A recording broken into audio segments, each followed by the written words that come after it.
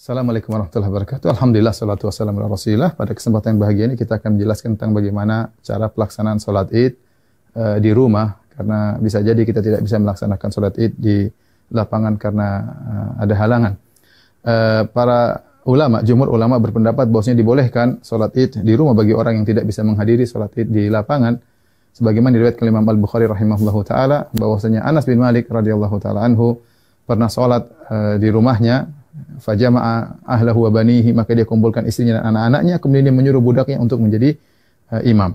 Ini dalil yang dijadikan dalil oleh para ulama bahwasanya boleh sholat id di rumah. Adapun bagaimana cara pelaksanaannya, secara umum pelaksanaannya sama saja.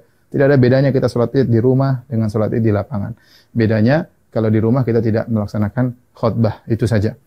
Baik, saya ingatkan kembali bagaimana cara pelaksanaan sholat id. Sebelum sholat id kita disunahkan untuk mandi, ya, yaitu mandi tersebut kita kerjakan setelah terbit fajar agar kita mandi di hari Id, ya. Setelah itu kita disunnahkan juga untuk makan korma dalam jumlah witir, ya, mau 3, mau 5, mau 7, karena itu sunnah Nabi SAW. Kenapa kita dianjurkan makan korma? Untuk menunjukkan bahwasanya hari tersebut adalah hari Al-Fitr. Al-Fitr secara bahasa artinya berbuka. Idul Fitri artinya hari berbuka, artinya kita sudah tidak puasa lagi. Maka kita tunjukkan bahwasanya kita berbuka. Sebagaimana kita berpuasa karena Allah, kita berbuka juga karena Allah, dan Nabi SAW segera menunjukkan berbukanya tersebut. Kalau tidak ada korma, maka sebenarnya Allah mengatakan boleh makan yang manis-manis. Kemudian setelah itu kita sholat id. Adapun sholat id, maka waktunya dimulai dari waktu syuruk, yaitu sekitar 15 menit setelah sunrise, setelah terbit matahari. Dan berakhir kata para ulama sebelum waktu zawal, yaitu sekitar 15 menit atau 10 menit sebelum azan zuhur. Di antara itu kita boleh melaksanakan sholat id. Tapi yang terbaik kita sholat id di awal waktu, di pagi hari. Adapun pelaksanaannya, maka kita bertakbir rakaat pertama 7 kali, rakaat kedua 5 kali takbir. Nah, ada khilaf di kalangan para ulama tentang 7 takbir ini. Apakah 7 takbir tersebut termasuk takbiratul ihram ataukah takbiratul ihram tidak dihitung, ya? Takbiratul ihram tidak dihitung. Ini pendapat Imam Syafi'i rahimahullahu taala dalam kitabnya Al-Um, bahwasanya takbiratul ihram tidak dihitung. Jadi bagaimana caranya? Kita bertakbir dulu, Allahu Akbar. Ini takbiratul ihram.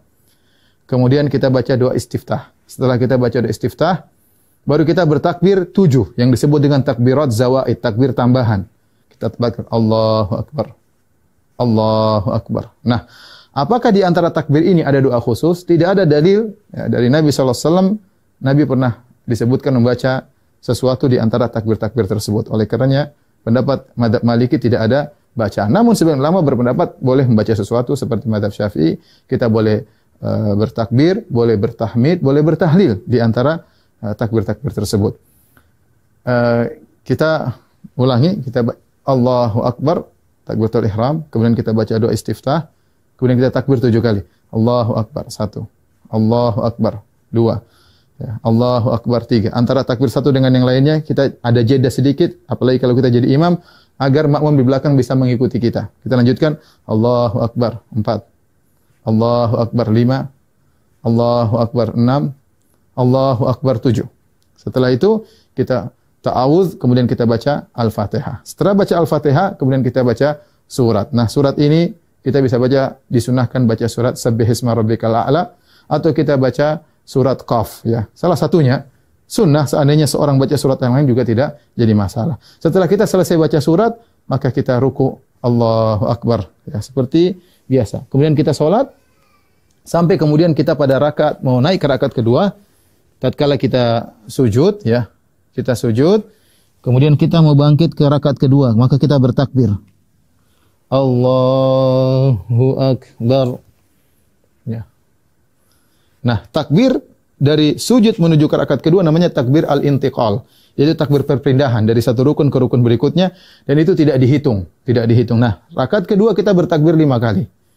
Takbir tadi enggak dihitung, kemudian kita takbir lagi. Allahu Akbar 1, Allahu Akbar 2, Allahu Akbar 3, Allahu Akbar 4, Allahu Akbar 5. Kemudian kita baca Al-Fatihah dengan jahar. Kemudian setelah itu kita baca surat, disunahkan kita baca surat Al-Ghasyiyah atau kita baca surat Qaf, surat Al-Qamar, kita baca surat Al-Ghasyiyah atau kita baca surat Al-Qamar. Kalau tidak, kita baca surat yang lain, tidak jadi masalah. Kemudian kita selesaikan salat kita. Nah, setelah salat apakah ada khutbah? Jawabannya Anas bin Malik ketika mengumpulkan anak dan istrinya beliau tidak berkhutbah. Oleh karenanya asalnya kita tidak berkhutbah. Namun sebagian ulama seperti Ibn Qasim dari mazhab Maliki mengatakan jika berkumpul banyak orang maka ada yang berkhutbah maka itu baik, tidak mengapa, tidak terlarang ya. Demikian tata cara singkat ini, semoga bermanfaat bagi kaum muslimin. Semoga Allah menerima ibadah kita. Wabillahi taufik. Assalamualaikum warahmatullahi wabarakatuh.